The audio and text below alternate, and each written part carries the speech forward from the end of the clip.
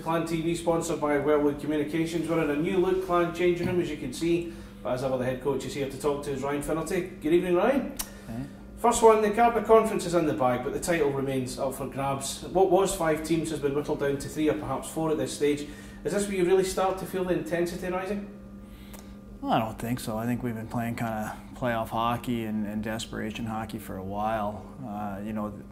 We're probably we're well into a month now where all the eyes have been on us as far as when we'd collapse or, if the pressure would mount. So we're getting used to it now, and we're in the bottom 8 games, and like I said, it's like a North American playoff series, best out of 8, I guess you can say, as opposed to 7. But it's exciting. It's exciting, but we're confident right now. 2 shutout wins over Dundee Stars at the weekend reinforced the place at the top of the league, and results went for the Clan as well. Do you share the view that it's Braehead's to lose now? I don't know. It depends. I mean, there's a lot of variables that go into it, and right now we're minus 3 defensemen. And there's not too many teams that could sustain losing 3 important defensemen and still be as confident as we are and adjust the way we've adjusted. I mean, we got a big test coming up here this week, but there's a lot that's gone on and a lot that's happening around the league. Sheffield's obviously with their goaltending situation, us with our suspensions and injuries. Cardiff are flying right now, so I think it's still anybody's game. Now, looking at the fixtures to come for all the teams, there's some big games coming up, including, I think I saw Sheffield Steelers and Cardiff playing each other 3 times. Have you sat and looked at them and planned in your head how you would like them to go? Not really. Nothing really plays out when you look that way. We're just kind of looking at what we have. Right now we're in a situation where we can control our own destiny. We don't need any help, so there's no point looking at what's going on. But I'd be lying if I said I haven't looked at everybody's schedule and where everyone is. But to be honest, if you don't take care of your own business, it doesn't matter what other people do. Now, for the Clan, Friday's game with Nottingham Panthers kicks off a busy 8-day spell that also sees the Flyers come here, and plus away trips to Sheffield Steelers and Nottingham. Will this be the defining week for the club, in your opinion? I don't think it's a defining week. I think it's a very important and crucial week. Anytime you're playing at home, I don't think you can afford to drop home games at this stage. But this isn't a do or die situation for us. We need to make sure that we compete at the level we need to compete at, but we're not looking at a one game and then throw it in the bin if it doesn't go that way. We got to be pretty level-headed here. There's still a lot of hockey left, and we got to make sure that we control our emotions and understand that it is only one game at a time. And you can't look at winning and losing as a turning point. You just got to keep on floating and see where you are in a few weeks. Nottingham are up first here on Friday night. Their disappointment at losing the Challenge Cup, the semi-final to Sheffield Steelers, that'll still be burning within Corey Nielsen and his team. With that in mind, will that require a slightly different mindset in the approach to the game? Not for us. I mean, we're approaching it. Didn't matter what their results were. We've got a game plan, and we're approaching it as a must-win for Clan. It doesn't matter what's going on in their camp. Obviously, we think they're going to come a bit harder, and they're not going to be happy with the result from last night, and may want to try to turn the fortunes here. But it doesn't change anything that we're doing. Our day-to-day is preparing for Nottingham, and whatever Nottingham turns up, we'll be ready for. Ryan Cavan has missed the last 3 games through an injury. What can you tell us about his progress, and is it likely he'll be back in the lineup this weekend at any point? He won't be back in the lineup this weekend.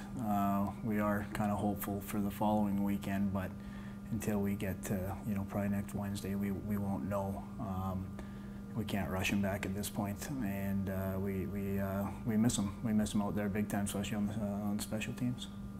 Fife Flyers then come to Braehead Arena Sunday. They're a team that have struggled with consistency in recent weeks. As a coach, how frustrating can it be that when your team can't get a run going, and how much do you think the Kirkcaldy side would enjoy to put a spoke in Braehead Clan's title wheels?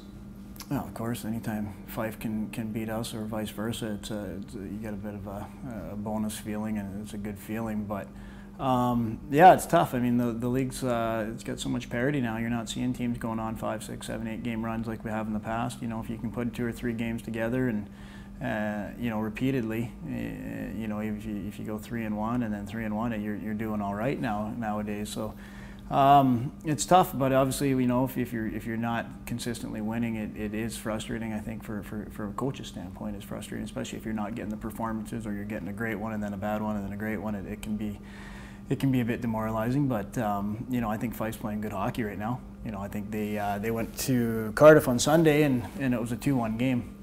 You know, they battled arguably one of the best teams in the league in their own building, which is a tough building on a long day for Fife, and they took them to 2-1. They got an empty netter at the end there, but it was a 2-1 game, and Fife had chances to steal it. I watched the game tape, and they look good. So Fife are dangerous, like we know. We know that they can come in and they can upset and they can score goals, and we got to make sure that once we take care of business on Friday, that we are prepared and ready for a battle come Sunday. Now, you've been a coach for a few years now. I'm going to put you on the spot a wee bit. And I've heard different people in different jobs in many sports down the years saying that the job you do, sort of similar to the job you do, is one where you feel you're always learning. What would you say you've learned about the job this season alone as a coach? What would you say you've learned?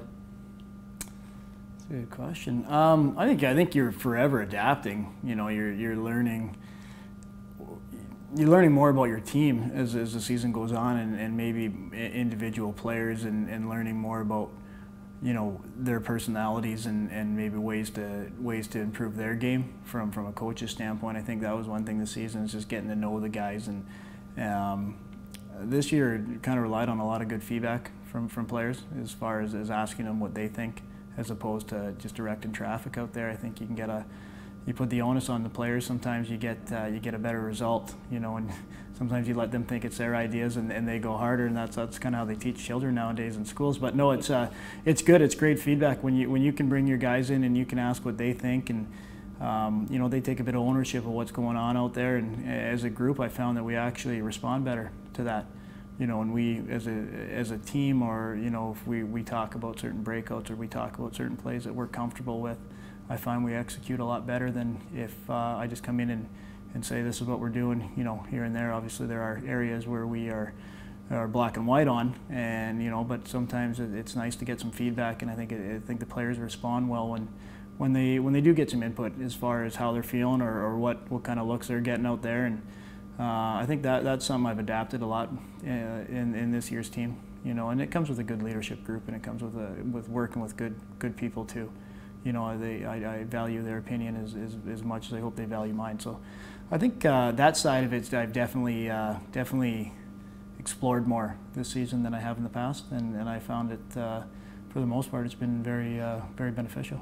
Thanks very much, Ryan. All the best for the weekend. Yeah, thanks.